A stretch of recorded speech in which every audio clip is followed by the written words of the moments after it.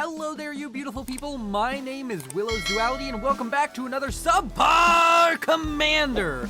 Yeah, that's right. We're looking at some more low-level gameplay on Supreme Commander Forged Alliance Forever. This time it's on Setons, and it is a long one. So grab your popcorn and get ready as we go ahead and get to introducing our players with Team 1 at the top right, Team 2 at the bottom left. But before we do so, please consider hitting the like button down below. It helps out a lot. And if you are not subscribed, as 60% of you are, please consider hitting the subscribe button. And while you're at it, you could also hit the join button if you enjoy my content and want to support me a little bit more.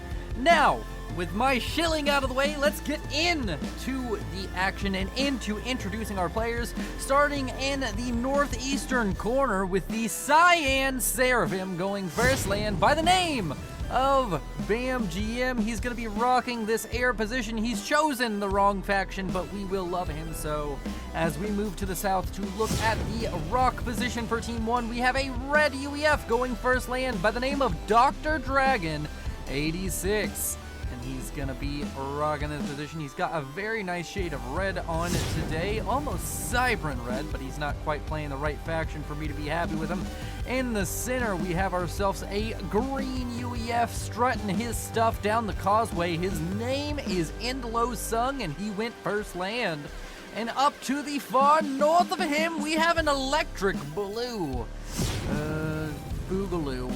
Electric Boogaloo. His name is I Lose, and his faction is Seraphim. And his first factory is an air factory. Gonna have to see if he gets anything spicy going on or just going for a specific transport rush. Moving on to Team 2 with the air player first. We have ourselves a light blue Aeon going by the name of Cthulhu. To the east at the beach position, we have a dark red Cybran best faction by the name of Tron. We went first air. Then to the north in the frontal position, another UEF strutting itself down the causeway. It's a gray UEF going by the name of Cam.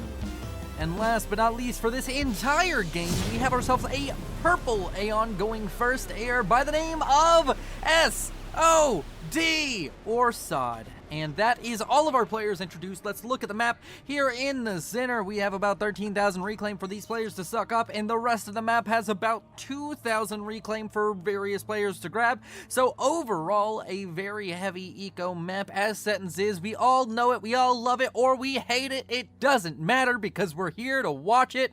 And we have our first scout out flying around by I Lose. And the man is trying to win because he's getting intel, and knowing is half the battle. Am I right or am I right? Knowledge.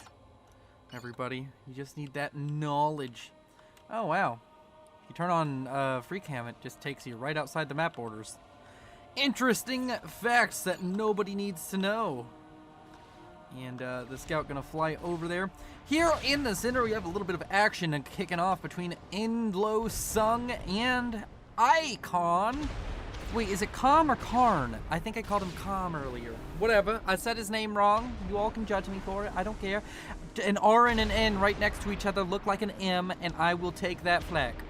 But these players got their units out early. Seems that there's a few more units out down here for Icarn, and he is, yeah, Icarn. It's very weird to say.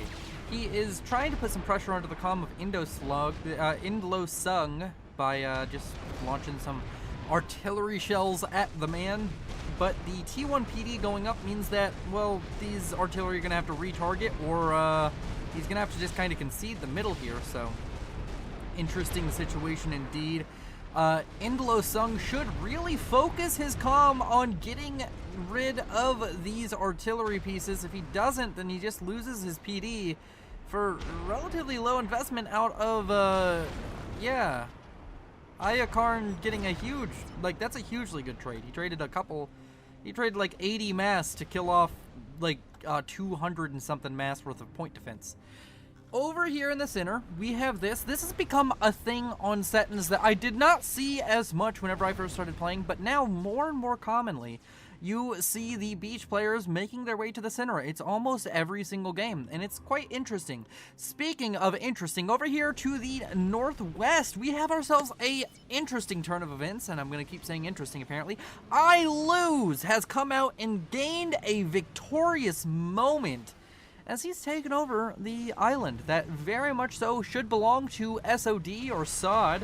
And no, there's just no way that SOD maintains control of this. He's even probably going to lose the transport, or at least all of the engineers on it. And nope, this just doesn't work, my friend. So I Lose putting out a stronger performance, already grabbing up this island. Gonna mean a lot. He's also managed to drop the main island and capture a Mex.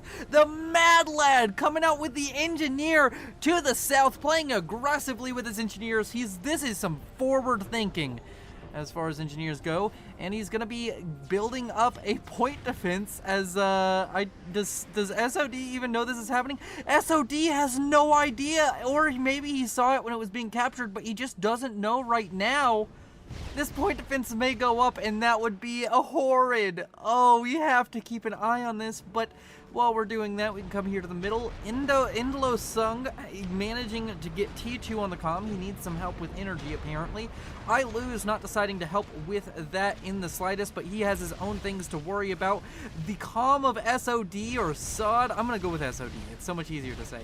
Coming over here, going to try and deal with this point defense before it becomes a problem. It will kill the point defense, but going to take a lot of damage on the comm. Not that that's necessarily the end of the world, especially for the Rock player. But overall, the point defense is going to finish. The engineer is going to die. SOD is going to have to trade HP with a point defense, which I'm sure he doesn't want to do. Going to lose a couple thousand HP on the comm, and then he's going to have to kill probably his own mass extractor and rebuild it. No, he's going to capture the enemy anti-air turret. Capture wars going on. Very, very interesting. T2 about to finish up for Indolo Sung. No upgrade on the way or finished for Team 2 down here. Tron has managed to trot his comm down here to the center. And I Lose, of course, also being here, helping himself to the mass as Indolo Sung manages to start building a T2 PD. He's been power stalling for a little bit, I assume, and that means he's just behind on units. So he needs this T2 PD to help him hold off all of the units out from Ayakarn and, of course, Tron in Ayakarn's comm.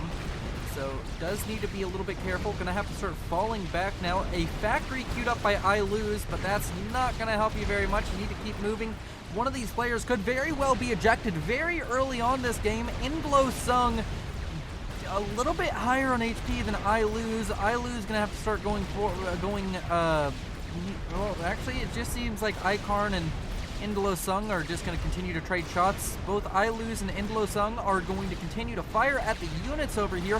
While Ayakarn and Tron show up, the issue now is if anybody dies, there's a good chance that everybody dies. The only player here who's in a relatively good position health-wise is going to be Tron, but once you add a few comm explosions, everybody else here would be dead. So the players decide to run away from each other, as is customary. A mass extractor decided not to be taken over here. I wonder who's going to manage to grab that up. Seems as though it's queued up by a Cybran at the moment, so probably Tron. The question is, which of his engineers are queued up to do that? Because, oh, it must be this one. Okay, interesting. I just noticed that mech's being missing, and I was like, why is that missing? That's not normal at this point. But he does realize it, and he is getting on top of it. So while we have a bit of a lull here with I Lose T1 bombing the Central Causeway, we can go ahead and check on the economies of these players. Let's sort by reclaim to see who won the early game. It seems as though Ayakarn definitely won the middle as far as reclaim is concerned, nearly doubling against everybody else on the map. Bam GM with a very good reclaim build, at least, sitting over here at 4.5 thousand. I Lose and Dr. Dragon doing okay with 3.8 thousand and 2.4 thousand. Indolo Sung, the front player, surprisingly the lowest reclaim on Team 1. So Team 2 doing much better on reclaim, at least their front player is, and of course that's kind of to be expected when it's a 300 versus a 1000. The 1000 is just going to kind of do a little bit better. Speaking of rating, the game is 86% balanced, which is not a particularly well balanced game, but these players range from everywhere from 300 to 1100 rating. Let's go ahead and look at their overall mass generation economy instead of just their reclaim economy, as this T1 bomber continues to rack up kills, up to 9 kills and rising, but gonna die with 9 kills. And of course, on the mass generation point, Cthulhu sitting on the highest with 96 to 100 mass a second. And maybe not, that may have been reclaim related, as Cthulhu, oh no, that's just power stall. 89 for BAMGM. I lose sitting at 59. Cthulhu probably somewhere around 100. SOD at 51. Dr. Dragon at 51. Endlo Sung at 30. Icarn at 27. And Tron at 16. Tron at 16 because of a power stall, though. Not because he hasn't been ecoing, so I'm sure that will rectify here in a second. We're going to go back to just sorting by the teams, but overall mass income relatively even if you take into account the power stalls that Team 2 are facing at the moment, but Team 1 might have a slight lead economically.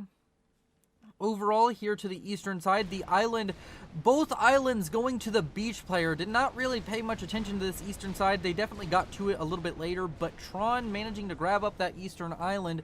Tron, of course, up against Dr. Dragon, and it's a 400 versus a 500, so both these players relatively are pretty much very low rated, going to be having a bit of a struggle with each other.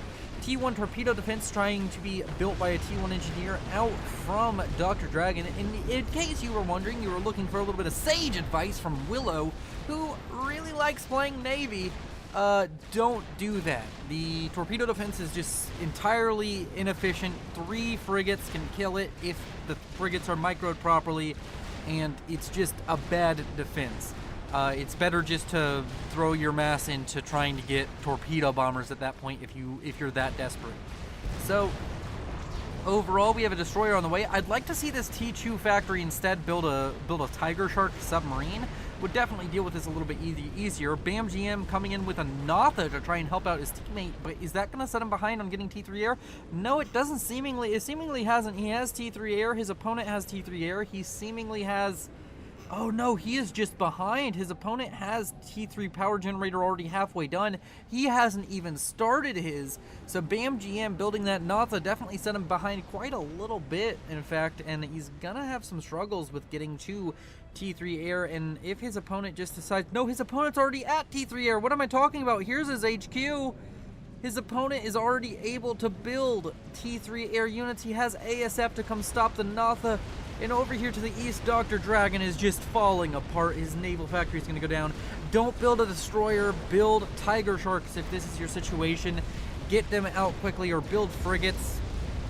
Building a T2 unit will just not finish in time, unfortunately for you. Over here in the center, it seems as though a lot of things going horribly for Team 1, as Indlo Sung starting to get pushed back quite a bit. He has some T1, T2 PD set up, so this is no threat of causing any sustained or relevant damage. But overall, the map control not going well for Team 1. About to be knocked out of the Southern Navy already, and in the north, not really necessarily doing great in the Navy himself. I mean, he's going to be able to eventually get over here and deal some damage, but he's not quite in the same winning position that Tron is in the south. Speaking of Tron, he's here in the middle with Icarn, who are going for a very, very forward T2 artillery. This is a little bit borderline. I'm pretty sure that is, it's like they just have to build one more triad right in front of one they already own, and they can kill that artillery piece. But these players going to focus it down. A destroyer comes out from I Lose and just puts an end to that entire delusion that they'd be able to get this up. And look, what are the point defenses even in range of the artillery anyways? That's a very huge investment that's just going to go down. 1,500 reclaim left right here. Of course, it does seem as though Team 2 has advantage over this area and could definitely get the reclaim for themselves, but these players, they're low rated. They don't have the same emphasis on reclaim that we do, even reclaiming your own stuff. The higher you go, the more often you see players reclaiming their own units and their own structures when structures become less useful. And overall, the balance of the game right now, Team 2 ahead economically from the looks of it, ahead on map control, do just in general have a much more solid approach to the game. Now this island's been cleaned up. I Lose has been a pretty good bright point for Team 1 and has been pretty much on the ball so far this game, from showing up in the middle to grab some reclaim to getting that island to just kind of doing well with his expansion and his eco. But he's in the beach position, which is easily one of the weakest position on Setons is the beach. You have the lowest potential to just destroy or to just carry the game out. Even the front player has more options than you because they can decide which navy to get involved in. And once the land game peters out, they can just throw all of their eco into something else. Torpedo on the way for I Lose. Torpedo bomber is now out for Cthulhu. And there's just not enough ASF in the air currently for BAMGM. BAMGM is behind Cthulhu by a decent clip. He's at 154 mass a second versus Cthulhu at nearly 200 mass a second. Cthulhu with a very optimized build order for this map, and he's doing very well for himself. And he's going to be able to set up quite the nice little air production grid over here in the front, and seems as though it's going to be a bit of a struggle for Team 1. Team 1 just in a worse position overall, as over here Dr. Dragon going to start losing some of his mass to frigates, in fact, and that's just going to be painful. He does have T2 land now set up over here, but this is in prime position to just be killed off by a destroyer or a cruiser. And cruisers now coming out of the base for Tron. I'd like to see him get a few destroyers and maybe even try a destroyer spam strategy. You get enough destroyers up, you can kind of just walk them onto land over here.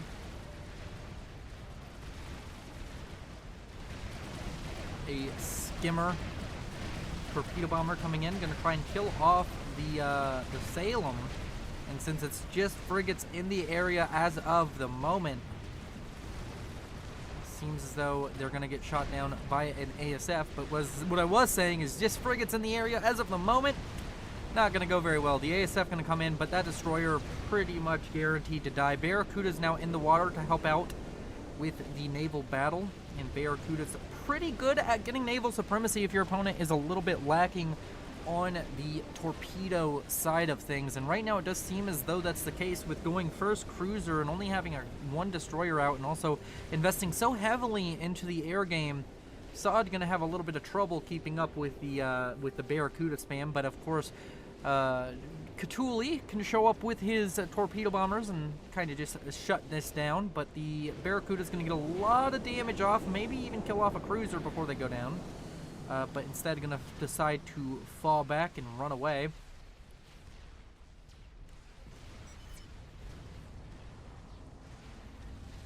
Over here to the east, the cruiser out from Tron going to start dealing irreparable damage to Dr. Dragon very soon. Dr. Dragon's shield has gone down. He's going to be in a very, very tight spot. He's gotten up to T3 air and he's going for broadsword spam to try and save his position, but broadswords will mean nothing if BAMGM does not get a hold on the air game. There's a lot of torpedo bombers coming out of the base of Cthulhu, so BAMGM has a chance to catch up right now, but the issue is he just doesn't necessarily have the same mass income, or does he? He's up to 244 mass a second versus 221. So overall, BAMGM has skyrocketed into the biggest eco in the game. He just needs to throw it into enough air units to protect his allies' broadswords, and maybe he can see his ally do a little bit better. Of course, cruisers going to kill broadswords pretty well on their own as well, but he does have a chance. Overall, some gunships coming in over here to the middle, going to kill off a destroyer.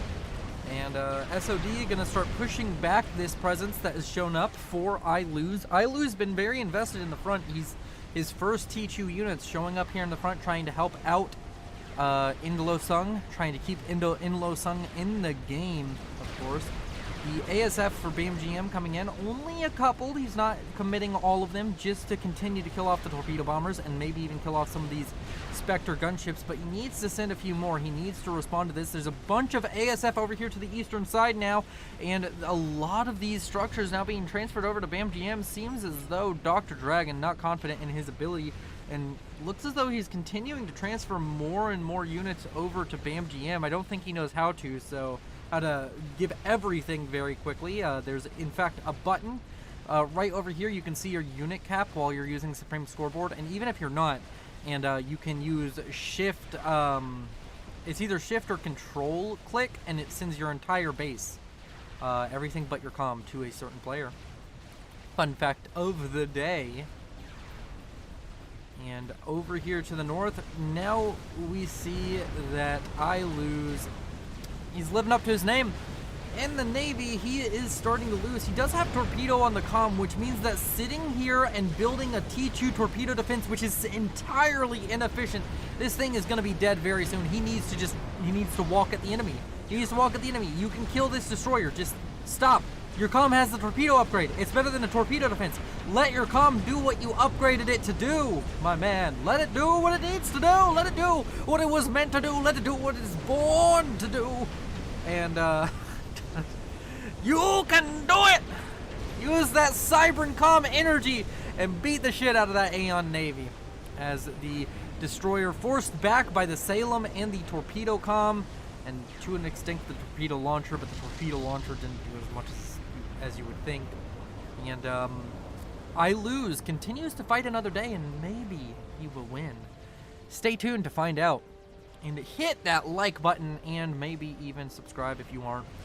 If you are curious as to how these lower level players are doing, I think I'm not controversial in saying that nobody else really covers the same level of low level gameplay I do on FAF. I think I'm the only player the only caster who's entirely happy to cast 500s and 300s pretty regularly. So if you are a low-rated player and you're thinking, hey, I kind of want to be casted, I think that'd be cool, send me in your most interesting replays. Interesting. You don't have to win. It doesn't have to be good gameplay. It just has to be interesting. If both of you all struggle for 20 minutes, or not 20 minutes, let's be realistic. If both of you struggle for 40 minutes, and then both of you get an experimental and throw it at each other, and whoever wins that fight wins, you can send it to me. It'd be very fun. Over here in the center, we have multiple HQs, a staple of Subpar Commander, because why have one HQ when many do trade? Wait, no. The meme goes the other way, and the fire base sure does fire away on the opposing forces that run around like chickens with their heads cut off. And honestly, with the mongoose and the way it looks, it looks and waddles kind of like a chicken. It's yeah, the chicken with the head cut off. The mongoose is one of the few units where that saying can really apply. Overall, it seems as though Team 2 is gonna break this fire base, but gotta hand it to Indlosung, doing quite well with his fire basing efforts. In the main base, he's trying to go T3 land, and he does have some T2 units up here, but it seems like there's too much in combination with the Navy out from SOD. It's starting to get a little bit too difficult. 11,000 mass sent to Tron. Trying to rely on Tron to get a lot of stuff done over here to the east. Seems as though all of these mass extractors gifted over to BAMGM are going to be going pretty well, but he's gotten them up, ecoed up a little bit, and he's sitting on a strong eco, but he needs to start converting that into a tangible lead of some kind, because his team's struggling, really struggling. Over here to the center, it seems as though the fire base held out long enough, but heavily damaged as I Lose shows up with a Navy to try and challenge Sod off of this position. And Rest now on the way for Cthulhu, and an Apocalypse nuke launcher, as well as the Patron, but the Patron less interesting, has been set up by Cthulhu. He's about to be finishing that. Speaking of nukes and anti-nukes, we're into that stage of the game, and anti-nuke already finished and loaded for BAMGM.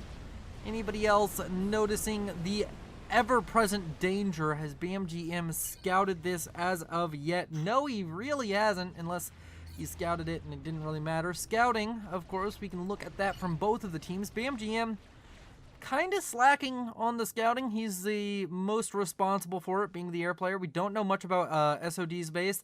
We know pretty much all we need to know about Tron and everybody else, but overall could be doing a lot better on the scouting, and vice versa. Right now, it's a little bit unfair as SOD is being scouted out right now, or not SOD, as Cthulhu is scouting out right now, but does seemingly have about the same level of intel on their opponents. The nuke launcher nearly done. Some of the engineers building it paused, as I assume Ras is eating a lot of eco. He's trying to run in too many directions at once, and it doesn't really work that way. You just kind of fall down when you do that.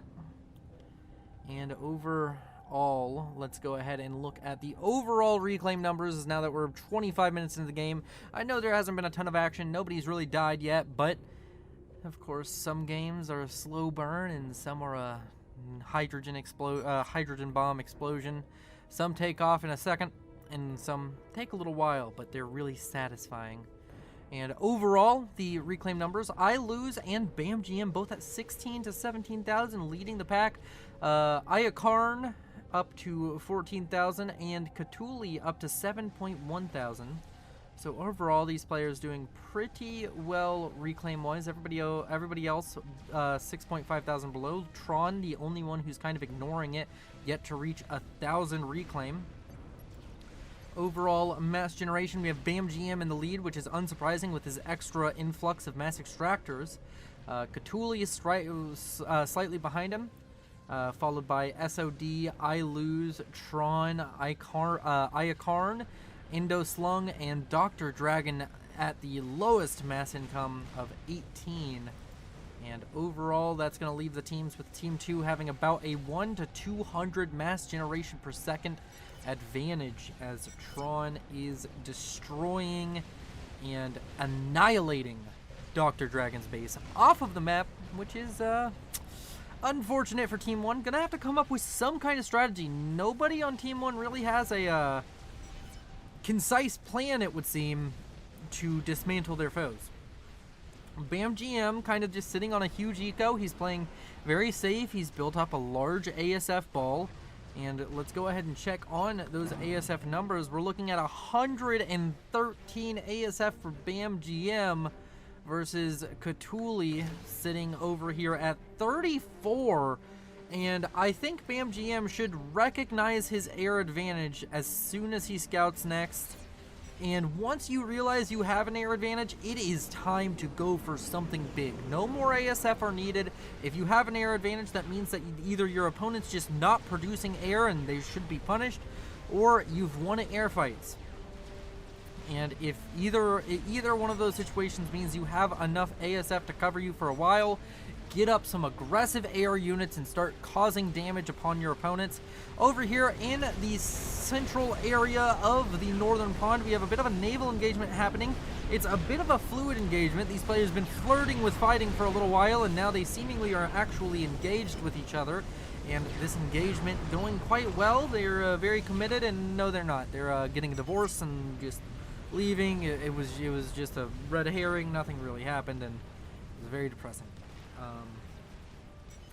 In other news, down here to the southeast, we have the absolute best unit in the game, the Salem, and it's starting to do its incursion into land. In the Cybran, we do not believe in barriers. We instead believe in overcoming obstacles, and for the longest time, boats have had the almost impassable obstacle of land, of territory. And now, with the great advent of the Salem, your boats can no longer worry about the troubles of being stuck in the water. No longer must they suffer just floating around and defying the laws of nature that heavy things must sink. I know that's not whatever. Now they can come onto land and they can flourish like the weird the weird fish that grew legs did many years ago that led to humanity. These Salems will lead to the human equivalent of the Cyberns as they replicate and create little Salem babies, which we will promptly call Tridents. The offspring of Salems are Tridents. When a mama Salem and a daddy Salem get really intimate with each other and they love each other very lots, they create a Trident. I love random tangents. An air fight kicking off now between Cthulhu and BAMGM with an advantage of about 4-1 means that air fight was a foregone conclusion.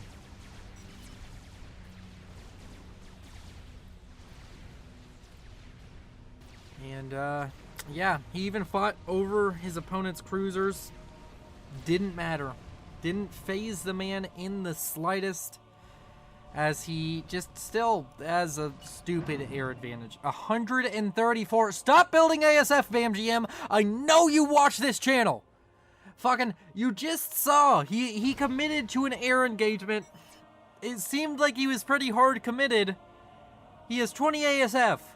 If you're worried about it, build one wave of scouts and throw them at the enemy, and now a strategic launch has been detected. And where is it going? It's going up here to the north. And we have a very pretty explosion incoming as I lose. I'm almost certain it doesn't have an anti-nuke. And before I eat my words, none of these squares are anti-nuke, or any other squares anti-nuke. Seems as though he doesn't have an anti-nuke. No, he's building one. Oh no, that's a bad sign. He should probably get his comm out of the area, but he doesn't seem to be caring very much. I guess he's just gonna die. Woo! If you like my singing, consider supporting me on SoundCloud. I'm not a rapper. No, hit the join button or the Patreon link down below. As the nuke lands, does I lose die? No, I lose manages to walk away from this one. Worse for wear, as his naval production is going to be crippled. Did he manage to finish his battleship? He did. Okay, finishing the battleship is huge, and the fact that he has this large line of T1 factories, he watches this channel, and he knows how much of a friggin' enthusiast I am, and I am glad that he does. Actually, I don't know if I lose watches this channel, but even if he doesn't, do this. It's good for you. And he's going to have a lot of frigates in the meantime, and he's going to be able to rebuild up to some semblance of T3 Navy very quickly. He has a couple of battleships out onto the field, and in the middle we have a large land assault onto the fire base of Indlo Sung. And Indlo Sung has been holding in a stalwart defense against his opponent.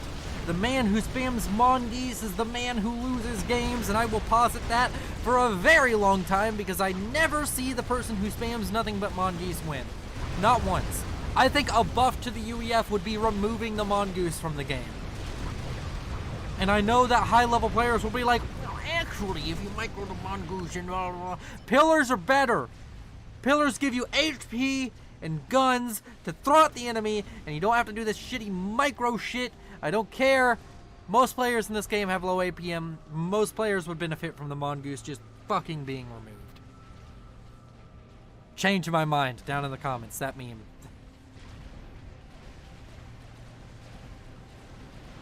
Alright.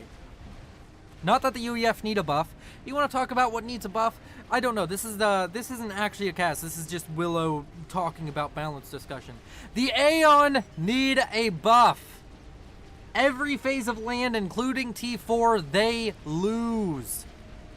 And they lose pretty hard. Buff them in some way. I know they have Chrono. Ooh, epic air fight with a bunch of destroyers and battleships fighting too. Oh, just look at it. Look at the eye candy before you. The explosions. The sexiness. The battleships, the glorious galaxy firing into the puny Aeon ships. I know that I praise the Cybern, and I know that maybe I do overdo it sometimes, but you have to admit, Galaxy looks pretty cool. It's really bad, but it looks really cool. with those 3 independent firing cannons.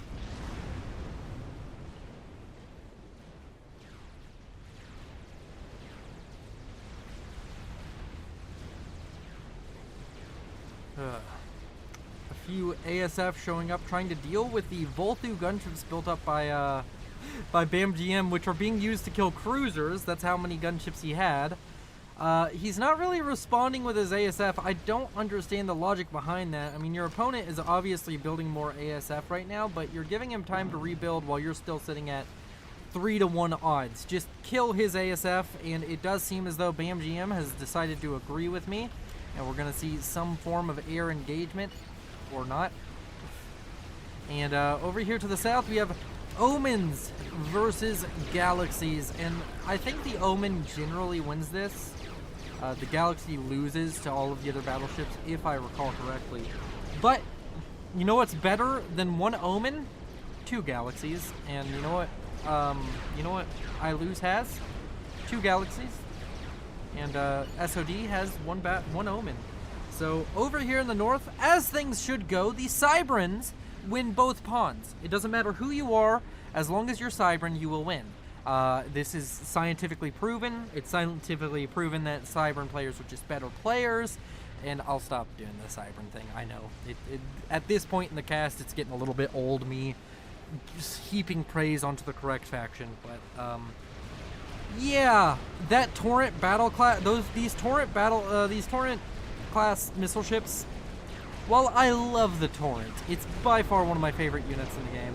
It's so beautiful in design and amazing. Not the right call when you're losing Navy. And maybe he thought, oh, I'm about to win Navy. It just got nuked. No, make sure you win Navy. Make sure you force him out. Kill off the battleships and such before that happens. And over here, that nuke, while it did set back I Lose a little bit, he's already produced another battleship. So nuke relatively ineffective. I think a better nuke option would be to nuke the actual base where all of his economy was at the time. Now he has T3 mexes everywhere. He's kind of just getting to the air game, and overall Team 1 starting to do a lot better. And Team 2 starting to be in the hot seat. Team 2, another nuke has been fired. I don't know where this one's going. This one's going for the fire base. The fire base that's held out for so long. Indalo Sung gonna lose his forward base of operations. He doesn't have an anti-nuke. The man does not have a plan for dealing with your puny nuclear weapons other than run the fuck away. Admittedly a good plan, but overall gonna amount to very little, as the nuke will be falling in about 5, 4, 3, 2, 1. Goodbye! That's a very pretty nuclear explosion and a very dead fire base. But at this point, the question is, they've killed the fire base, but at what cost? They've given so very much reclaim to their opponents on this front line. I've seen BAMGM and I Lose in the reclaim field that keeps on being produced here. And the fire base not being there anymore, well, it doesn't matter. Because you have Mongoose and Pillars, and your opponent has Titans. And Titans kill those. Another nuke launch detected. Rapid fire nukage going on. Rapid fire nuke firing. Or rapid fire nuking. I don't know why I keep on saying weird. I say it in a different way every time. But Indalo Sung needs to move his comm. Don't stay there, buddy. Come on, little buddy, you've been fighting so hard, you've finally got an advantage, you're finally doing well. Sure, you're losing a little bit of territory to the Reds Navy, but you walked away for the first nuke, and now you're gonna sit here for the second one? Do you think he's just not gonna nuke you twice? Well, I'm sorry, but the man you're against is a mad lad, and he's mad that you continue to stand against his efforts. And his nuke will come with the fury that he holds, and Indalo Sung with quite possibly the best reaction to being nuked twice in 10 seconds is shit.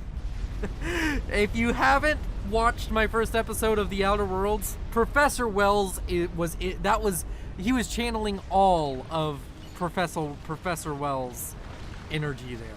By the way, go watch the first episode of my Outer Worlds Let's Play. It's a very, very fun Let's Play. It's going to be a lot of fun. And you might enjoy it. Just give it a chance. Give it a chance. You might like something new. I know the FAF community. I'm one of you. I know that change is scary, but I promise I'll still be here for your like 13-year-old, 12-year-old RTS game. If you support me on the other videos, maybe we can get more people watching my FAF videos and get more people playing, and more people who play, the better for FAF, right? My spiel over. This episode in particular has just been me advertising everything but this cast, but that's okay. I think I deserve one self-aggrandizing video per 200 and something that I've done. I think I've earned it.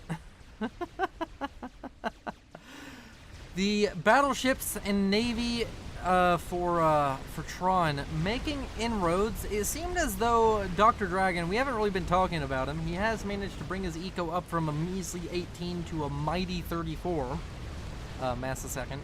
But now there's battleships, and battleships for the Cybran are their longest range kind of bombardment thing, and you're gonna start losing a lot more territory now.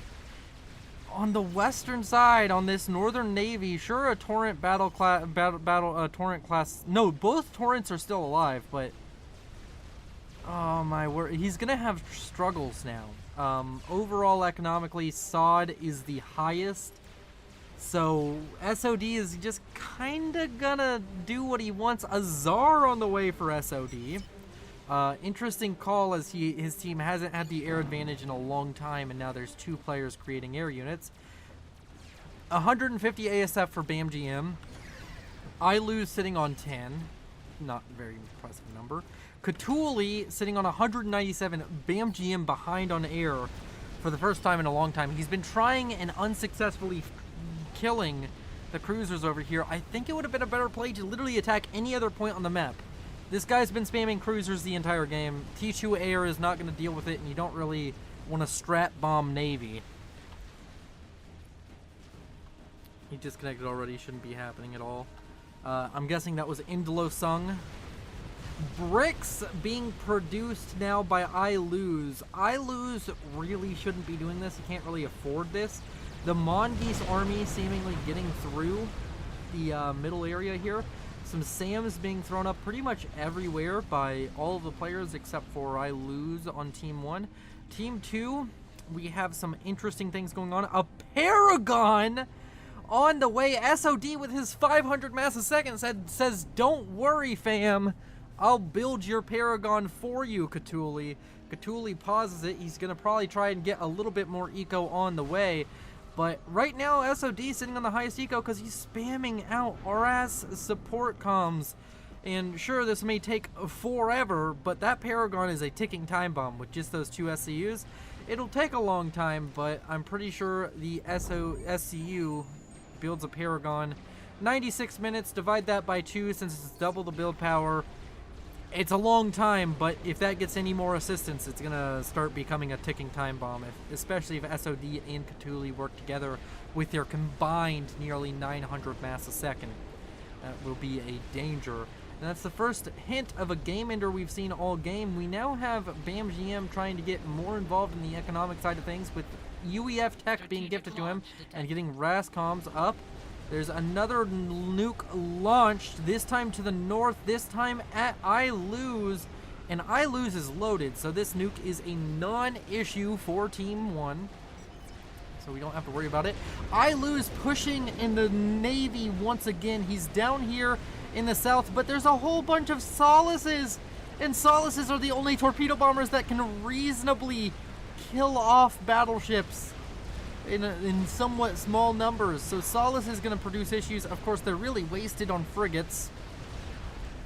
But the battleship spam seemingly going well for I Lose. He also has his own torpedo bombers in the area. He has his own ASF.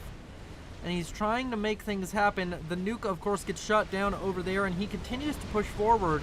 He needs to focus down the battleships. There's 1 remaining battleship, and he has 4. This is just a win, but it's not, because the Tsar shows up. And I Lose, maybe he even knows this is a Tsar, but he doesn't. The Tsar is just going to come over here and kill off any chance that his Navy had of winning this, and his Navy was very close to just outright winning this. I mean, sure, the Vespers were going to come in and they could have been a huge problem, but that just requires torpedo bombers to be dealt with. But the Tsar shows up and bam, GM goes into the action. Let's go ahead and just get a cinematic tracking shot on the Tsar. This Tsar's super important. If it manages to survive after the ensuing air fight, then this will be massive for Team 2. If it doesn't manage to survive, though, it will be all for naught, honestly. I love how it tracks the little depth charges, as like this one going around in a circle. And the Tsar, of course, doing its dirty work to the battleships. And honestly, that's gonna rack this Tsar up a rank or two of veterancy by itself. The Tsar very, very well known for being a pretty decent air experimental. Has the best AA, has that shield which regenerates quickly, has the, I think it's the only experimental with a shield other than the Fat Boy, isn't it? None of the other ones have a shield, and none of them have a personal shield. It says it has a shield dome, but you can't lie to me, that's a personal shield. Nothing can get within inside that shield other than the Tsar. And, yeah, now it's time to check the ASF numbers again. BAM GM sitting on a healthy 221 ASF. Cthulhu, 369. Cthulhu just has so much more air production than BAM GM, and that Paragon is getting more and more assistance. It's up to 4 RAS SCUs out from SOD. He's kind of working on it alone. He has another Tsar in production, but his economy just continues to rise, now over 600 mass a second. BAM GM also reaching that stage of the game. Cthulhu sitting happily around 380 and deciding to stay around there and not necessarily work on getting more mass a second. He starts helping the Paragon and instantly stalls, which means that he's going to need to be careful with his ASF. He cannot afford to just throw them away. Overall mass generated this game, Team 2 has generated 500,000 more mass than their opponents. Team 2 is firmly in the driver's seat this game, and they are dictating the pace of the game and how everything will go. Team 1 has put up some good fights and has shown some signs of life, but they've just been behind the entire game. They've just been slightly behind, and it's just been this slow battle of who, a slow grind down between Tron managing to take Dr. Dragon down so easily. And Dr. Dragon's still here, but he's not really a participant. It's I lose and BAM GM. The multiple nukes taking out Indolosung, and you may say, oh, he should have had anti-nuke, but he's a 300. Cut the man some slack. He's been bullied all game. And now he's going to have to, he had to die in such a violent and brutal way.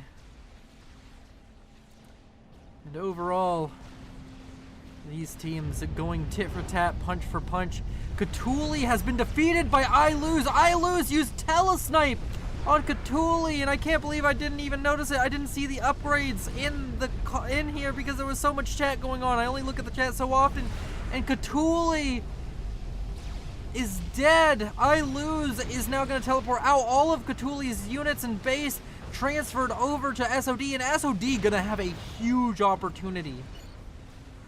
SOD now sitting on over 900 mass a second. He's stalling about half of that, but you can stall half of your mass a second and it'd be perfectly fine. And this Paragon is going up surprisingly quick. Do they know about the Paragon? They do know about the Paragon. If they've zoomed in and taken a look at it, second Tsar is done for SOD, and SOD, while that death is unfortunate and takes away a lot of APM and kills off some of this, it didn't crucially kill off the air HQ, and even if it did, he could probably get an air HQ, or he already has one. I Lose with the hero snipe, but is it that great? Because now it's SOD sitting at nearly 1,000 mass a second. He's gonna have even more. He's gonna finish this Paragon very quickly if nothing comes to stop it. Of course, he doesn't have teledefense around the Paragon. He doesn't have teledefense around the Paragon. If they know about the Paragon, then Where is this comm? This comm is teleporting for the air grid. Is I lose going to take it too far? Is he going to die? He's going to be teleporting right on top of a bunch of engineers building, assisting an SMD. But the air grid that was formerly held by Cthulhu and now held by SOD is going to be eviscerated by one of the most classic strategies of the Cybern, the telemaser snipe. The base gifted heavily over onto Tron. And Tron saying give, but unfortunately, Tron, you're not getting very much out of this deal. As, of course, this base is going to fall apart in a matter of seconds. Seems as though there's already a teleport out command, and it seems the teleport is going along pretty quickly. There's some kind of fire coming in. It is, of course, a renegade gunship out from Tron, but that's taken out 1, 2, 3, 4, 5, 6 6 air factories, which may be enough because BAMGM, he doesn't have an oh my gosh, BAMGM finished a Yolona Os. What the hell have I been doing this entire time? I haven't been watching at all. A Yolona Os is done. A Paragon is about to finish. The anti-nuke that was covering the airbase just died. Is that the only anti-nuke? Was that the only anti-nuke? Does Gray have an anti-nuke? Somewhere in this cacophony of things. He has 2 anti-nukes, in fact, and both are loaded.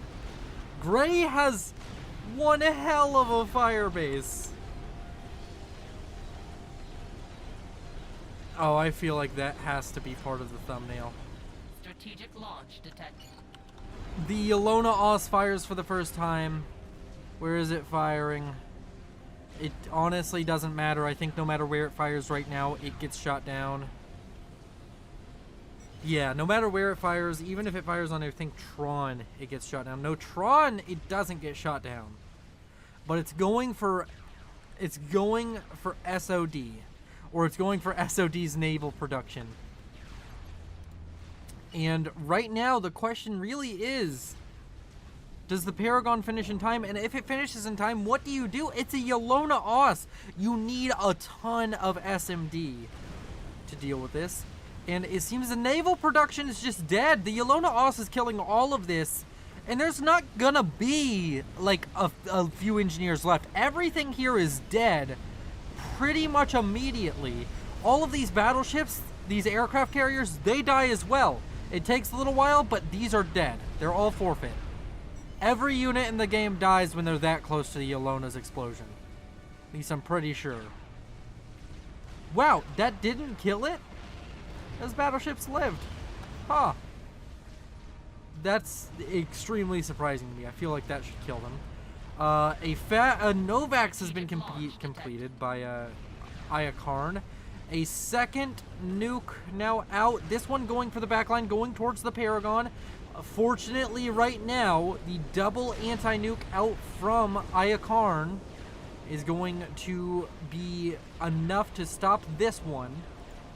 But honestly, we just need to focus on this. This is the only thing. If this dies, then it's gonna be crazy. Like if this dies, then a Paragon probably finishes and something comes up to stop it. That nuke is stopped, but the next one won't be stopped. If he fires it at the airbase again, the next nuke does not get stopped. He's throwing up some more shielding. Over here on the western side, harm's being thrown up by I Lose, and BAMGM putting on a stellar performance this game, along with, of course, Cthulhu. Cthulhu came from a horrible air deficit, came back into the game. Tron has been playing out of his mind for a 400 rated. Admittedly, he could be a smurf, but he's playing out of his mind. And is that the Paragon finishing? Is that what I think it is? I can't see. 1 second, we can solve this issue if we just zoom in on the minimap. Is the Paragon done? The Paragon is done. And we have a nuke launch detected. The Yelona is firing. The question is, where will the Yelona go? Where will it land? It's heading straight down the causeway. So most likely going to be landing somewhere significant.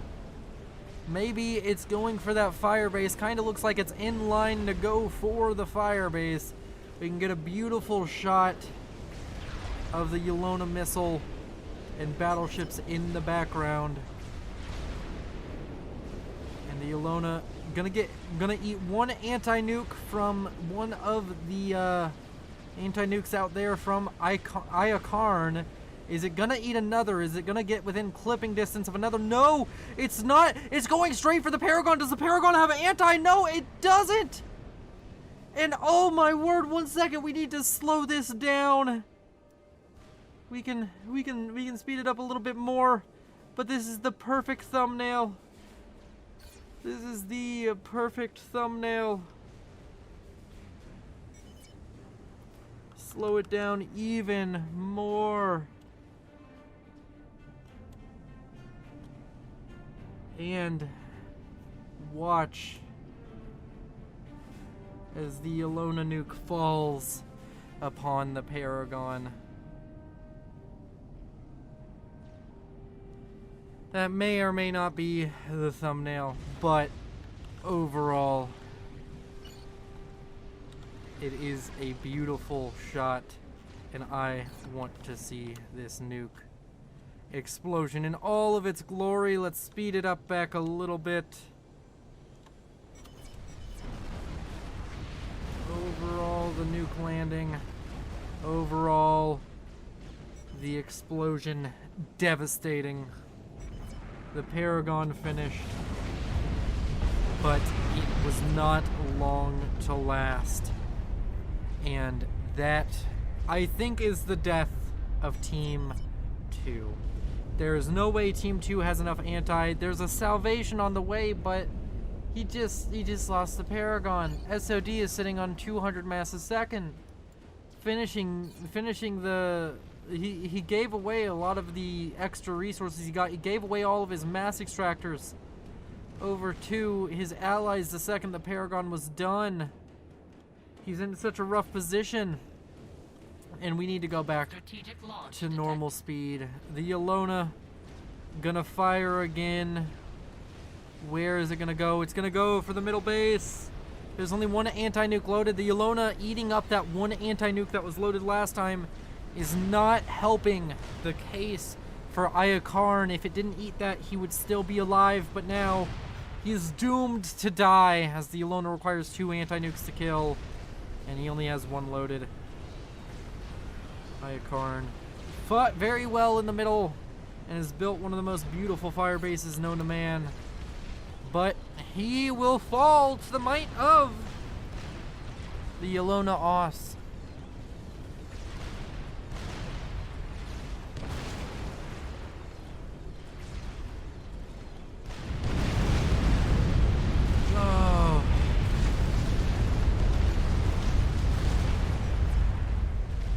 The salvation is the last hope. The base has been transferred back to SOD, and SOD may get the forward base. It would make sense if he did, and he does. So he has a huge economy still. He has 1.2 thousand mass a second, but it isn't enough. He has 5 anti-nukes loaded. He's gonna have maybe a 6th by the time it matters, but if chain nukes fall on SOD's base, he only has a few more minutes left. And over here, Tron died to I lose. He teleported on the telelaser. And he died. He died like he lived. All of the base, 1,500 mass a second for SOD. But I think it's over. We have a salvation. Gonna finish for the thumbnail. We'll use Yelona, and we'll use the salvation.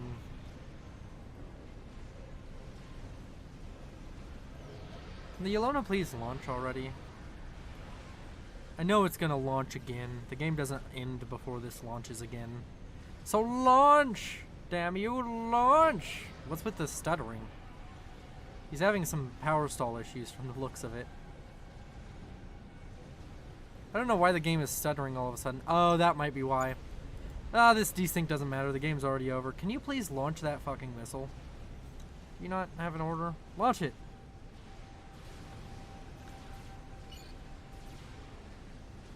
Really? Does it have to go all the way up to launch? Whatever. I'm sitting here. I'll turn on the HUD for a little bit to let you see stuff, but like game over. Oh wait, maybe not. Maybe I'm doing that thing I've done before, where the game isn't over, but I claim it is. There's an air fight, and there was Zars sent out, but no, with the Paragon going down, it's over. The Yelona had to be killed, and they didn't have the means to snipe the Yelona. And there was enough ASF here to protect from any kind of snipe. Honestly. A megalith Strategic launch detected. coming on over here. Damn it! I'm getting the worst of both worlds, but we did get a lot of shots of that, and now we can get some shots of the Salvation.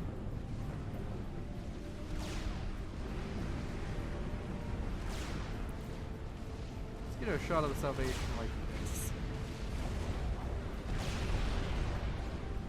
And yeah, I got my thumbnail clickbait, so now we just kind of speed it up. It's desynced, so some things won't happen the way they did.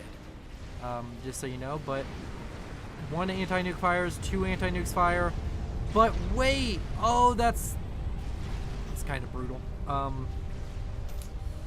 Yeah, I don't know what his plan is per se, because the megalith can kind of just chase him down if his comm is over here. Yeah, there's his comm. He's gonna try and build at a GC. You could sacrifice build it if you had sacrifice, but these don't have sacrifice on them. And the game is well and truly over. In fact, I believe it's so over that I'm just going to track the megalith and leave you with this. Damn it, I have to go back, go to I lose, select the megalith, control T.